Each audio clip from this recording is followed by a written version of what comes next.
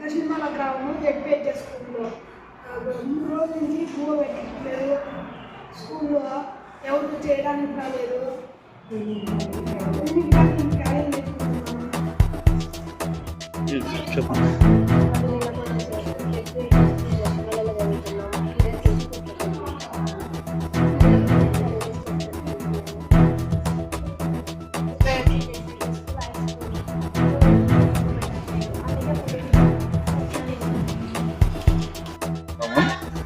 ధర్మవరం మండలం జిల్లా పరిషత్ ఉన్నత పాఠశాల ప్రధాన ఉపాధ్యాయులుగా మీకు వినియోగించేది ఏమంటే పాఠశాల పునఃప్రారంభమైనప్పటి నుండి మధ్యాహ్న భోజన పథకం అమలు కష్టతరంగా మారింది.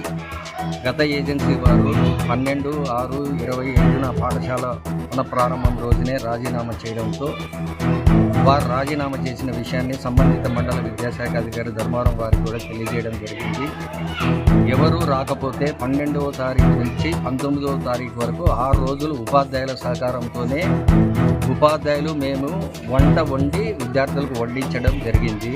ఆ తర్వాత మండల విద్యాశాఖ అధికారి గారు 19/6/25 మా పాఠశాలను సందర్శించి ఒక సమావేశం ఏర్పాటు చేశారు. నైట్ వాచ్మెన్ ఆయా ప్రధాన ఉపాధ్యాయులతో.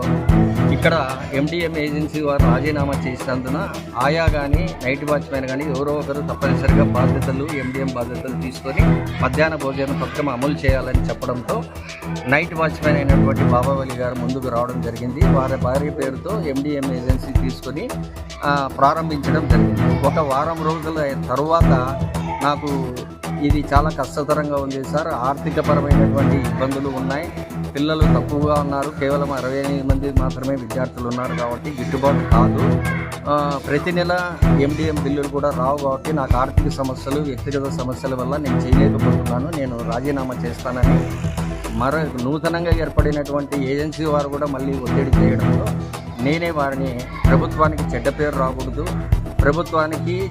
రాకూడదనే ఉద్దేశంతో, అడ్వర్స్ న్యూస్ రాకూడదనే ఉద్దేశంతో ఉపాధ్యాయులైన మేము ప్రారంభమున 6 రోజులు వంట చేయడంతో పాటు ఆయన రాజీనామాను కూడా సద్దుమణిగే విధంగా చెప్పి ఒక మెగా PTM వరకన్నా కనీసం చెయ్యి, ఆ రోజు మేము తీర్మానం చేసుకుంటామని చెప్పడంతో మెగా PTM వరకు కష్టతరంగానే చేశాడు. మెగా PTMలో మేము తల్లిదండ్రుల సమావేశంలో ఎజెండాలో ఈ అంశాన్ని చేర్చడం జరిగింది, చర్చించాము.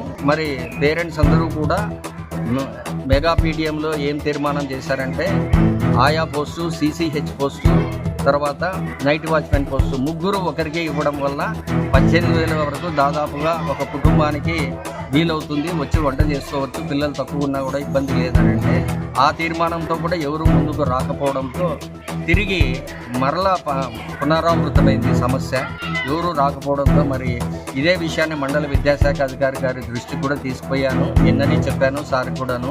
ఇట్లా ప్రతిరోజు మేము వంట చేయడం వల్ల ఉపాధ్యాయుల బోధనకు ఆటంకం కలుగుతుంది, మేము బోధించడానికి వీలు కాకోకుండా వంటలు చేసి పెట్టడానికి ఇబ్బంది అవుతూ ఉన్నది. కాబట్టి దీనికి ప్రత్యామ్నాయ ఏర్పాట్లు చేయాలని, తదుపరి చర్యలు కైకొనాలని MBO గారిని కోరడమైనది. ఈరోజు ఉదయమే జిల్లా విద్యాశాఖ అధికారి శ్రీ సత్యసాయి జిల్లా వారికి కూడా జరిగిన విషయాలన్నిటినీ ఈ